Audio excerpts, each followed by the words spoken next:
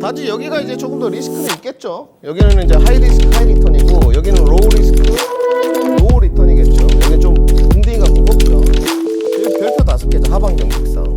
오늘 장 초반 바다는 뭐 에코프로 BM뿐만 아니고 LNF, 포스코, 퓨체 모두나 마찬가지거든요. 61선 정도에서 약간 눌림목 반등이 오후에 좀 나왔습니다. 수급 20위권 내에도 약간 포진이 좀 됐거든요. 자, 우리는 이제 여기서 고민을 좀 해봐야 돼요. 과연 그러면 이 부분이 가격 조정의 마무리 국면이냐?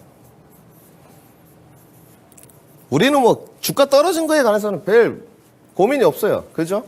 투자를 해가시는 분들은 계속 이거를 기회로 삼을 거고, 이제 매매에서 고점에서 좀 차익 실현하고 기다리는 분들, 우리 고수분들, 마무리 국면이냐, 여기를 이제 타진해 볼 텐데, 제가 봤을 때는 아직은 좀 먼 일인 것 같습니다. 왜 그렇게 보냐면, 일단 첫 번째, 대차장고가 너무 높아요. 네. 오늘 그 뉴스에 이런 뉴스플로어가 전해졌습니다. 에코프로 대차 물량이 0이다. 이게 시사하는 바가 상당히 큽니다. 우리 시청자 여러분들 고민을 좀 해보셔야 돼요. 네. 그러니까 단기 매매를 저도 이제 준비를 하고 있을 거 아닙니까? 결국은 하박 경직성이 좀 확보됐을 때 여기서 확보될 거냐, 여기서 확보될 거냐, 이제 이거를 볼 건데 아직까지는 그 과열에 대한 인식이 조금 더 높은 것 같습니다. 특히나 오늘 일부 특정 언론에서 공급 과잉 언론 보도를 냈거든요. 근데 제가 글을 좀 읽어보면서 분명히 논거는 타당합니다. 네, 뭐 굉장히 그 길게 좀 써놨던데 쉽게 말해서 공급 과잉이 왜 일어나냐? 전기차 수요 물량이 받쳐주지 못한다. 어디에서? 미국에서. 이 내용이거든요. 요겁니다. 뭐 길게 쓸 필요도 없어요. 미국 시장에서 전기차 수요가 그만큼 받쳐주지 않으니 배터리 3사 셀 업체들이 이제 북미 시장에 다들 진출을 해 있죠. 공급 과잉 논란이 좀 자리를 잡을 것이다. 특별한 돌파구를 마련해야 된다. 이런 내용들이 안 그래도 2차전지 소재 파트에 에코프로 BM뿐만이 아니고 자 다른 정보도 하나 보시죠. 차트 모양이 완전 데칼코만입니다. 자 이건 포스코 퓨처임이에요. 자리 똑같습니다. 똑같아요. 네. LNF도 똑같습니다. 자 LNF도 한 종목 보실까요 우리 시청자 여러분들. 네. 지금 소재 파트들이 다 고민하는 게 그 차트 모양이 다 비슷해요. 네. 지금 LNF 모습이거든요. 거의 비슷하죠. 네. 결국은 다들 저울질을 하고 있다는 거예요. 하방 경직성이 어디서 확보될 거냐. 근데 공매도는 계속 일어나고 있고 대차장고는 높아지고 있고 그러면서 뉴스플로어는 약간 과열권 인식에 대한 것 플러스 공급 과잉 우려까지. 그러면 어떻게 되겠습니까? 당연히 차익 실현이 계속 나오죠.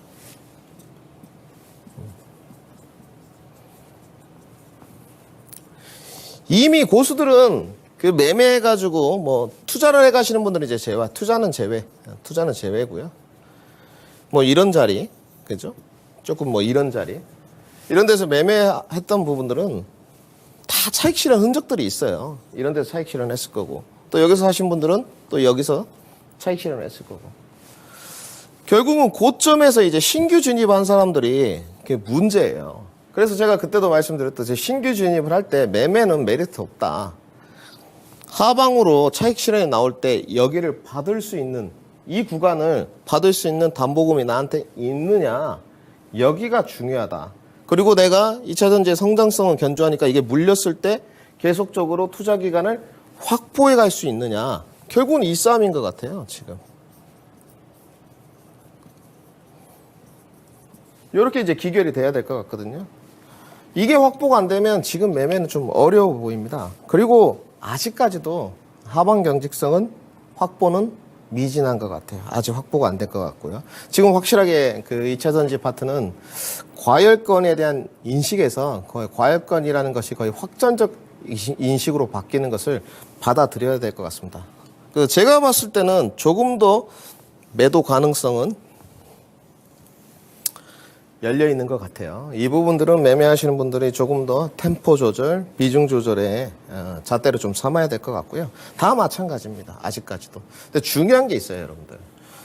지금까지 시장의 어떤 버팀목 역할을 했던 부분은 2차전지 섹터인데 오늘 2차전지가 매도세가 그렇게 많이 나왔잖아요. 장중에 물론 수급이 좀 들어오긴 했습니다만은 매도세가 나왔는데도 불구하고 코스피 지수 별로 안 빠졌어요. 결국은 지수 상승을 가져가는 요소는 여기는 아니라는 거예요. 네, 이 부분을 같이 한번 알아보고요. 그 다음에 자, 오늘 여기는 좀 시간을 할애해야 될 것 같은데 오늘 제약바이오를 좀 봐야 될 것 같아요. 셀트리온이 지금 한 4거래일, 지난주 한 수요일부터 좀 불을 뿜고 있는데, 뭐 저는 그런 말은 별로 하고 싶지 않습니다. 그 가십거리. 저희는 연예 방송이 아니에요. 경제방송 전문 채널이지, 그 서동진 회장의 도덕적 해이에 관해서는 언급하고 싶지 않습니다. 저는 개인적으로 그 부분이 도대체 셀트리온 경영과 무슨 상관이 있느냐, 저는 이렇게 항변하고 싶습니다. 편을 들어주는 게 아니고 셀트리온 주주들의 아무 상관이 없는 것 같아요. 그건 개인의 사적인 영역인 것 같습니다. 저는 그래서 실적만 이야기를 좀 하고 싶은데요. 호실적 썼어요. 이게 정답입니다. 이게 정답인 것 같아요. 도대체 뭐 그런 거 논할 필요도 없어요. 네, 그건 뭐 그분이 알아서 하실 문제고, 네, 호실적. 네. 우리가 기대 언덕은 여기지 않습니까? 그렇게 2023년에 경기 침체고 제약바이오들 안 좋고 뭐 결국은 셀트리온 그룹주는 치료제도 개발했죠. 네. 결국은 살아도 남았고 조정은 엄청나게 받았어요. 자, 차트 모습 좀 줄여볼게요. 뭐 조정은 여러분들 어마어마하게 받았습니다. 네. 아직도 셀트리온 주가는 바닥이에요. 네. 바닥입니다. 영업이익 보니까 영업이익이 여러분들 1820억을 찍었어요. 1820억. 1824억이죠, 약. 1824억. 실적으로 답을 한 것 같아요. 네. 저는 문제 없다고 보여집니다. 어떤 그 가십거리는 단기 그 이슈로 일단락이 된 것 같고요. 결국은 셀트리온 그룹주가 끌고 그러다 보니까 하계 모멘텀이 다가와요. 후발주자들 반응이 나오는 것 같습니다. 이 종목은 이제 레고캠 바이오 모습인데요. 뭐 아직도 주가 바닥이죠. 오늘 6%대 반등이 있었습니다. 특별한 이슈가 있었느냐, 뭐 임상실험 파이프라인이 부각됐냐 그런 것도 아니에요. 네, 결국은 주가 올라갔고 여기가 지금 지난 4월에 AACR이었어요. 상승, 조정, 다시 이번에 6월에 SL 아스코, 하계 모멘텀. 이 부각이에요. 결국은 5월부터 6월에 하계 모멘텀을 볼 거면 선취를 해야 된다. 뭐 이중항체를 하시든 ADC를 하시건 미생물을 하시건 아니면 뭐 유전자 치료를 하건 그죠? 세포 치료를 하건 그거는 뭐 각각 시청자분들의 몫입니다만은 저는 그 지금 현재 이 제약 바이오들 특히나 중견 제약 업체들 호실적이 나올 공산이 좀 크다고 보고 있습니다. 단지 그 제약 바이오 견인차 역할을 했던 그 코로나 백신 치료제 이건 다 일단락이 됐다고 보고 있고요. 오히려 바닥권에 대한 인식이 제약바이오 바닥권이냐 인식이 조금 푸심을 강화시키는 것 같습니다. 뭘로 증명을 할래? 주가가 증명을 해주는 것 같아요. 오늘 눌림목에서 반등. 주도주 쪽에서는 약간 수급이 덜 들어오니까 사이드 쪽으로 돌아가면서 모멘텀 부각이 되는 섹터를 찾아서 가지 않나. 자, 그러면 이제 우리가 여기로 기결해 봐야 되겠죠. 매매 가능하냐? 저는 가능하다고 보여집니다. 물론 종목 선정이 중요하겠지만 뭐 대형주 좋아하시는 분들은 셀트리온 그룹주도 괜찮고 삼바도 괜찮고요. 조금 중소형주 쪽으로 찾아갈 거면 최근에 조정을 받았던 삼천당 제약이라든지 한미약품이라든지 유한양행이라든지 이런 쪽으로 우리가 조금 포커싱을 해보는 매매 관점도 괜찮을 것 같고요. 투자는 어떻습니까, 전문가님? 물론 제약바이오 특성 자체가 하이리스크 하이리턴이긴 합니다. 주식시장에서 다 가질 수는 없어요. 그런데 제가 봤을 때는 과연 제2의 먹거리, 제2의 반등 섹터가 어디가 될 공산이 크냐? 오늘 또 로봇 종목들 반등 있었거든요. 내일도 AI 뭐 이런 이벤트가 좀 있습니다만은 제가 봤을 때 제2의 반등 섹터는 제약 바이오가 될 공산이 큽니다. 정말 그 제약 바이오 섹터에 중요한 시기가 왔어요. 네. 여기서 퍼포먼스 위주로 할 것이냐 아니면 내가 조금 더 안정성을 가미시킬 거냐. 당연히 안정성을 가미시킬 때는 우리 시청자 여러분들 실적이나 영업이익이 받침이 되는 종목들로 선정을 해야 되겠죠. 자, 그리고 이제 명인의 해안인데, 자, 이 부분에 관해서도 오늘 좀 시간을 할애하고 싶은데요. 제한된 그 자금 속인데 지금 지수가 여러분들 보시다시피 2,500선이에요.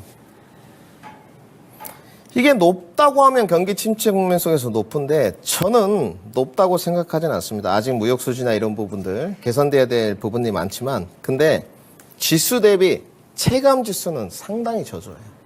이 부분은 아까도 말씀드렸지만 국내 이슈인 것 같고요. 시장이 굉장히 좀 불안합니다. 네. 지금 제가 봤을 때 글로벌 거시적인 관점은 어느 정도 완성이 됐어요. 뭐냐? 연준의 어떤 기조가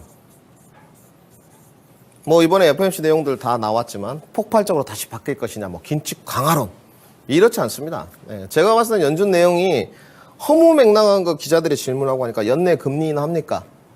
아니 이제 5월 달에도 금리 인상을 했는데 0.25를 거기다 대놓고 올해 연내 금리 인하해요? 이렇게 물어보면 제가 연준 의장이라도 아닙니다. 이렇게 대답하죠.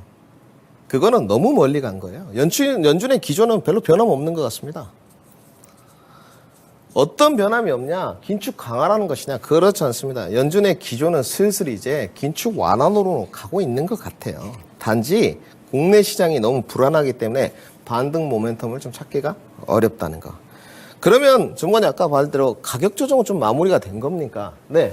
가격 조정은 마무리가 된 것 같습니다. 저 김민주는 그렇게 보고 있고요. 이제 기간 조정 국면인데 그림을 좀 그려보면 이렇게 갔다가 좀 올라와서 지금 요 상태거든요. 지금 요 상태입니다. 여기가 2,580선이면 여기서 이제 박스권으로 갈 때 이렇게 움직일 거 아닙니까? 이 순환매 속에서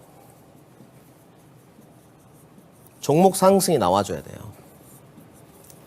이게 핵심 포인트입니다. 이게 지금 이게 핵심 포인트예요. 네. 이 부분이 핵심 포인트입니다. 네. 딱 이 그림을 마음속에 기간 조정으로 이제 갈 터인데 이 순환매 속에서 어느 섹터가 상승이 나와줄 것인가, 어느 섹터의 기대감이 묻어갈 것이냐, 이걸 이제 파악해야 되고요. 뭐 레인지 범위 타겟팅은 별로 좋아하지 않습니다만은 저는 2,420에서 2,550선 매매하시는 분들은 상당히 이 포인트가 중요하겠죠. 등락 과정을 좀 연출하지 않겠느냐. 자, 지금 이제 하루 전날이다 보니까 전부 다 모든 뭐 저희 이토마토도 마찬가지고 CPI에 좀 초점이 맞춰져 있어요. 떨어질 것이냐, 올라갈 것이냐. 근원 소비자 물가라든지. 저는 거기 별로 필요 없다고 보여지는 쪽입니다. 네. CPI가 안 내려오면 여러분들 이런 생각도 해보셔야죠. 연준은 너무 문제가 큰 거죠. 그래서 지금은 저밸류 플러스 실적 개선 가능성. 좀 길게 썼습니다. 실적 개선 가능성. 여기에 초점을 좀 맞춰야 될 것 같습니다.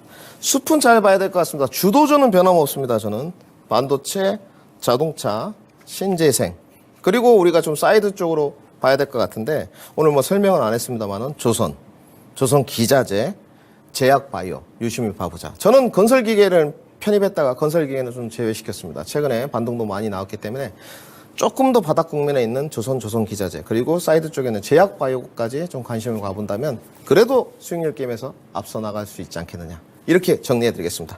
다음 주 화요일에 뵙겠습니다. 성공 투자하십시오. 토마토 투자클럽의 김민준이었습니다.